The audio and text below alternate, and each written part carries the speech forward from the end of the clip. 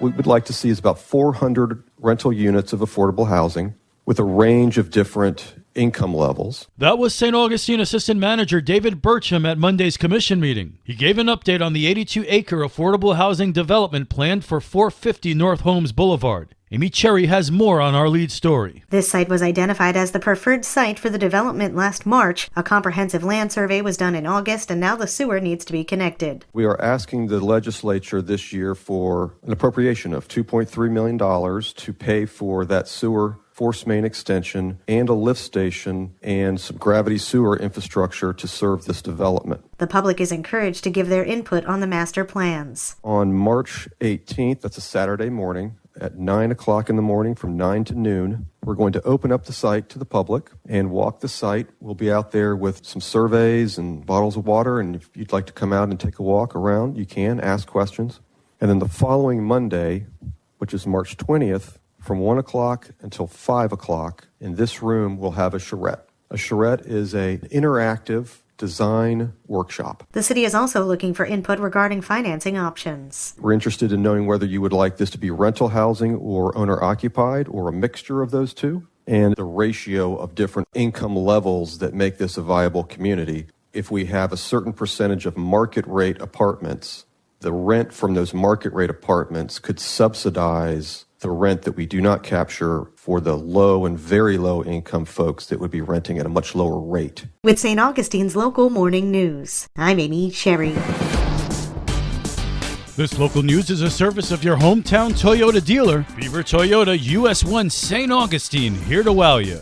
The deadline is approaching to apply for a St. Johns County homestead property tax exemption. County property appraiser Eddie Creamer describes who can qualify for an exemption. You must own your property as of January 1st of the tax year. It must be your primary residence, and you must intend for it to be your primary residence for the tax year. And you can't receive a homestead benefit anywhere else in Florida or anywhere else in the United States. The filing deadline is March 1st. You can either file online at our website at sjcpa.gov, or you can come into our office at 4030 Lewis Speedway anytime Monday through Friday, 8:30 to 5. There are advantages to homesteading your property. If you're a new property owner in St. Johns County, if you're just moving here from somewhere else, or you've lived here and you've purchased a new home, you may be eligible for homestead exemption. Homestead exemption does a couple of things for a homeowner. One, it reduces your taxable value by $50,000 each year. And the second thing it does, it puts a 3% cap on the amount that taxable value can increase each year.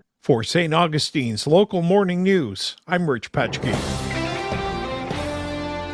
A new collaboration aims to connect the lives and futures of inmates, dogs, and veterans. Liz Ryan spoke to Sergeant Clark and Lieutenant Melton from the St. Johns County Sheriff's Office about it. Canines for Warriors has a program where they train therapy dogs for veterans that either have suffered from PTSD, TBI, or are victims of sexual assault while in service. And that's where the inmates come in. We'll end up taking a few inmates that are heavily screened, and they will be involved in that training. Train the canine in some basic commands.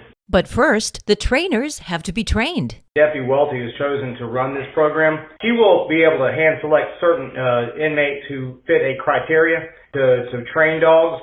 She will actually end up training the trainees. This program will help inmates focus on a positive mission. It fills them with a sense of purpose. Not only are they doing something good for veterans that have served our country, but they're also doing something for these animals that came from a shelter or wherever they end up getting the animals from. It's really a win-win. Win. The trifecta, really, because it helps the veterans, it helps the dogs, and it also helps the inmates. The benefits could be long-term and help lower the recidivism rate. From a reentry perspective, we're looking at getting these inmates that are trained to train dogs and then get them housing and then possibly a job with the Canine for Warriors organization. If you'd like to know more about this organization, log on to caninesforwarriors.org. For St. Augustine's Local Morning News, I'm Liz Ryan.